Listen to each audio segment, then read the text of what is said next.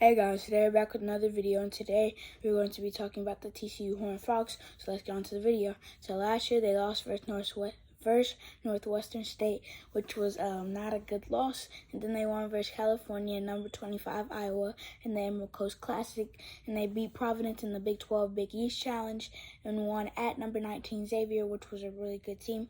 Then they lost versus 25 Iowa State and number 10 Texas in a 2-game losing streak. Then after that they beat number 11 Kansas. So as you noticed, probably there was a lot of ranked teams, and the Big 12 was a really tough conference, and it still is this year, especially since they added Houston. And then they lost at West Virginia. They beat Kansas at Kansas, so that's a really good win. And then they lost at Oklahoma State, at number 12 Kansas State versus 14 Baylor, and at number 19 Iowa State in a 4-game losing streak. And then they had some wins in between that, but they weren't like really good wins. And then after that they lost to number 3 Kansas again. Then they beat number 9 Texas at home. Then they won versus Kansas State and lost to Texas in the Big 12 championship. They beat Arizona State in March Madness, and then they barely lost to Gonzaga 84-81. And they were up at first, but then it just all went downhill. And then for their key losses, like player-wise, they lost Mike Miles Jr. He's playing with the Mavericks G League team, and he averaged 18 points, 3 assists, 3 rebounds, and 1.2 steals. And then Eddie Lampkin Jr., he came from Colorado, and he's averaging 8.2 points and 8.2 rebounds a game. And PJ Haggerty, he went to Tulsa. He was a freshman last year, and now he's averaging 16.6 points, 5.2 rebounds, 3.4 assists, and 2.6 steals at Tulsa. And then Damian Ball, he went to the Lakers G League team, and he's averaging 12.6 points, 5.8 assists, and 4.7 rebounds, and also 1.8 steals. So he's a really good defensive player, and that was one part of his game that was really good. And then Shahada Wells, he went to McNeese State, and now he's averaging 15.9 points, 3.3 steals, 3.3 rebounds, and 3.1 assists. So he's also a really good defensive player, and that's mostly what TCU is known for, their defense. And then for the returners, they got back Jacoby Coles. He averaged 16.2 points, 5.2 rebounds, and he's shooting 66.7% from 3 on 3 attempts a game. And then Micah Peavy, he's averaging 12.8 points, 3.6 rebounds, and 3.6 assists, and shooting 61.4% from the field.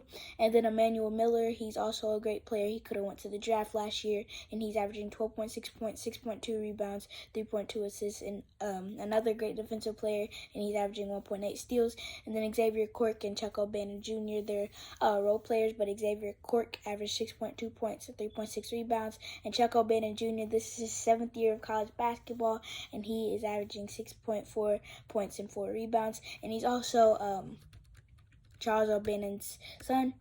And then for the incomers, they got Jameer Nelson Jr. He came from Delaware, and he is averaging 11.6 points and 3 assists. And then Avery Anderson Jr., he came from Oklahoma State, and he's averaging 10.6 points, 4 assists, and 2 steals. Also another great player. And after this, he's also a great player. He's Ernest Uday. He came from Kansas. He originally committed to Duke, but after that he came here, and he's really playing his role. He's averaging like double the amount of rebounds and points, and he's averaging 5.6 rebounds, 2.2 points, and 1.2 blocks a game in very limited time, so that's really good for him. And then Travion Tennyson, he came from Texas A&M Corpus Christi, and he averaged 7.4 points, 2.2 assists, and shot 46.7% from 3. And then Esai Mustafa, he is from Coastal Carolina, and he averaged 4.4 rebounds in 12 minutes a game. And then Jace Posey, he's the son of James Posey, and he's a 6'5", 4-star small forward from Texas. And Isaiah Manning, he's a 6'8", 3-star power forward from Texas. So yeah, that's about it. And then for this year's schedule, they won versus Southern Omaha, versus University of Texas Rio Grande Valley, and Mississippi Valley State, and Alcorn State, and also Houston Christian. And then yesterday they won at Georgetown at the buzzer. Emmanuel Miller, and he led their team to the Big East Big 12 battle win. And then on December 9th, they played Clemson in the Discount Tire Hall of Fame series, which is going to be a good game, and I'm definitely going to be tuning into that. And then on December 16th, they play versus Arizona State in the Diamond Head Classic. Oh, no, I'm just playing. Well, not really, but like I'm talking about next. And then in the Diamond Head Classic, they play on December 21st versus Old Dominion, December 22nd versus Nevada or Temple, and on December 24th versus Georgia Tech, UMass, Portland, and Hawaii. There are some solid teams in there, but I feel like they can beat those teams and win. And then to end out the non-con schedule, they play on January 1st versus Texas A&M Commerce. And then for the stats last year as a team, they were 91 in points with 75.3, tied for 123 in opponent points at 68.4. Like I said, the defense is pretty good, but it just might not show up in the stat sheet. And then they were 18 in assists with 16.1, so they really moved the ball well last year, and 111 in rebounding with 35.8 rebounds a game.